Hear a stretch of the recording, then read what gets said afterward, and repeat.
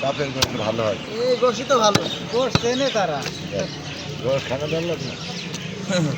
আমার মামু সারা বছর আমার মামু এই গোশ খাইতো, তেল ভালো লাগে না। আর মামু এই গোশ খাইতো, হয়তো এই মাদার করে দাও, মাদার করে দাও, তেল লাগে। এই দেখা করনি নাই, ডন নাই, ন্যায় অন্যায় আমরা বুঝি কিন্তু। হানিফ সাহেব, হানিফ সাহেব,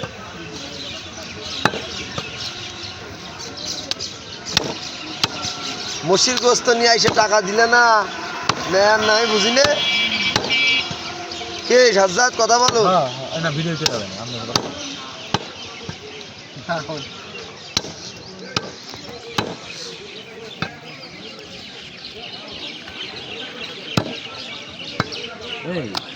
বিয়ের করার দরকার নেই। মাইক মাইকের করে আনলে ফাটতে উঠে যাবে। মাইকিং করলে গোশটা ডেভেলপ করে। সবাইকে তো আন্তরিক করে করে যারা আমার লোক আছে আমি তো চণ্ডীপুর যাবো। হ্যাঁ আমি একটু মাইকিং করলাম আমার চণ্ডীপুর যাবো। আমি তো এক কেজি গোশের জন্য হয়তো আনোয়ারের কাছে ফোন করতে। তোমার এই যে এক কেজি করে দিলে আমি হয়তো ফোন করবো।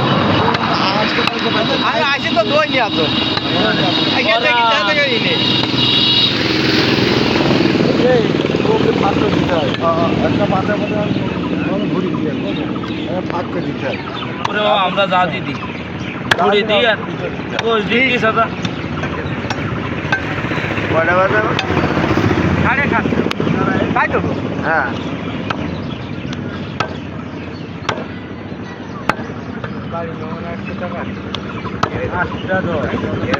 না যাও নেই 750 ভাই। আর সিপ রেট আছে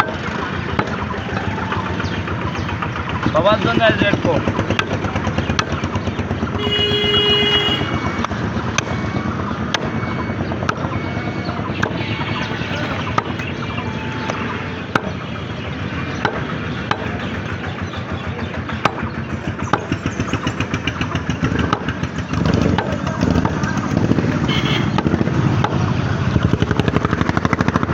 ওই 30 কেজি হবে, উঠাও দেনি।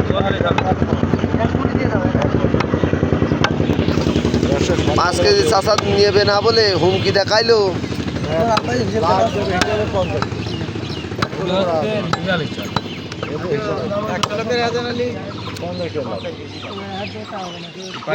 বুড়ো হয়ে গেল নদী আর বাড়িটা পুরি নেই।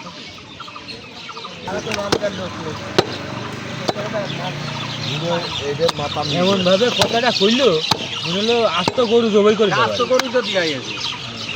আস্ত দিয়ে আছে ভাগে ভাগে না 8 কেজি 10 কেজি হয়েছে। লোক আমরা 3 জন আর নাম হইছে 4 জন।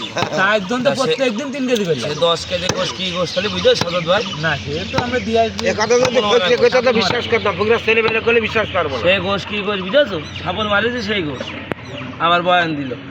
তোর বাপ যদি বেশি দেখে এই কথাটা কইতে তো বিশ্বাস কর। আমার আব্বা জীবনেও এক কুচি গালে দিয়ে দেখিনি। গরু গোশ খাইনি,